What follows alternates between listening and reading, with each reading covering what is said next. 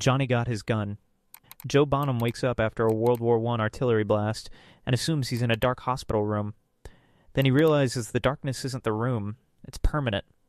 He can't see, hear, speak, or move. His arms and legs are gone. His eyes and ears are destroyed. His jaw is missing. What's left is a torso with a fully functioning brain.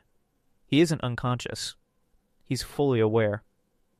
Joe figures out his condition by tracking vibrations, temperature shifts, and nurses' footsteps. With no external reference point, time collapses. Days and years blur together. His entire existence becomes internal thought.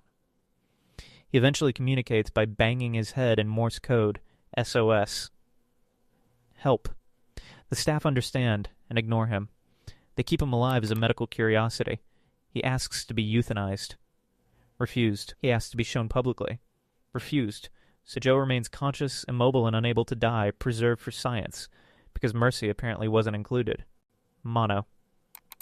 A kid in a paper bag walks into a nightmare world and somehow thinks he's going to fix it. Mono's fate starts the moment he enters the Pale City, a place where reality is warped by a broadcast called the Signal Transmission, basically a supernatural TV feed that rewrites buildings, people, and physics like it's updating corrupted software. Mono's power is that he can interact with televisions and the signal itself. That sounds useful until you realize the signal is a trap with a personality. Every time Mono follows the broadcast deeper, it pulls him closer to the signal tower, the source of the distortion. Inside the tower, space bends into hallways that shouldn't exist. Doors open into voids, and time stops pretending it's linear. Mono does the classic doomed hero thing. He saves Six, another child trying to survive this world, by reaching into the tower and dragging her out of a fleshy, shifting prison. And for about 5 seconds, that looks like victory.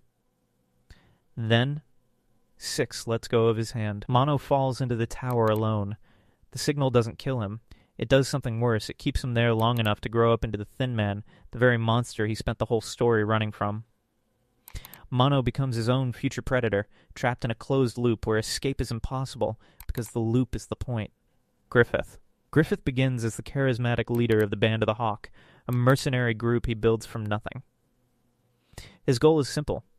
He wants his own kingdom, not symbolic. Literal castle, crown, and throne. He earns loyalty through strategy, charm, and battlefield success until everything collapses. He's captured and tortured for over a year. His tendons are destroyed. His tongue is damaged. His hands are permanently crippled. He can't fight. He can't lead. His dream is physically impossible. That's when the God Hand appear. During an event called the Eclipse, they offer him a deal. Sacrifice every member of the Band of the Hawk, and he'll be reborn as a demon god named Femto. Griffith accepts instantly. His friends are slaughtered while he watches. He gains near absolute power, but loses empathy, guilt, and human connection. His dream survives. He doesn't. Griffith becomes an empty god wearing the body of a former hero, ruling a world purchased with everyone else's lives. Sealaporo Grans. Sealaporo doesn't just lose his fight, he gets sentenced to custom-built suffering. His opponent injects him with a drug that massively accelerates perception, not strength, not speed, just awareness. His brain begins processing time millions of times faster than normal. From the outside, he barely moves. Inside his mind, seconds stretch into lifetimes. Every heartbeat feels like hours. A single blink becomes days. By the time someone raises a hand, Sealaporo has already endured months of anticipation. Then comes the killing blow. Normally, death is quick.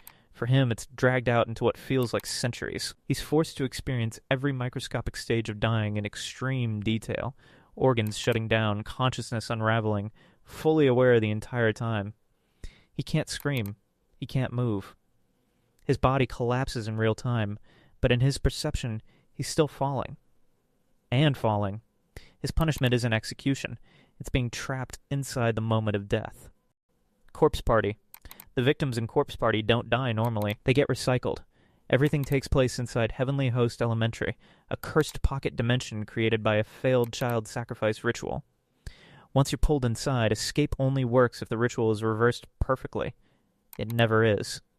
The building rearranges itself. Hallways loop. Staircases lead nowhere. Classrooms appear and disappear. The ghosts of murdered children roam freely, fully aware of what they are, and extremely motivated to add new residents. When someone dies here, their soul fractures. Part of it becomes a hostile spirit trapped in an endless replay of their own murder. The rest gets absorbed into the school itself. Some victims relive their deaths forever. Others remain conscious but immobilized, forced to watch new arrivals suffer the same fate. Even surviving isn't safe. Escaping incorrectly can erase your body while your consciousness stays behind. So the punishment isn't dying, it's becoming permanent infrastructure in a haunted school that feeds on despair. Dr. Talaran. Dr. Talaran doesn't get hunted by a monster.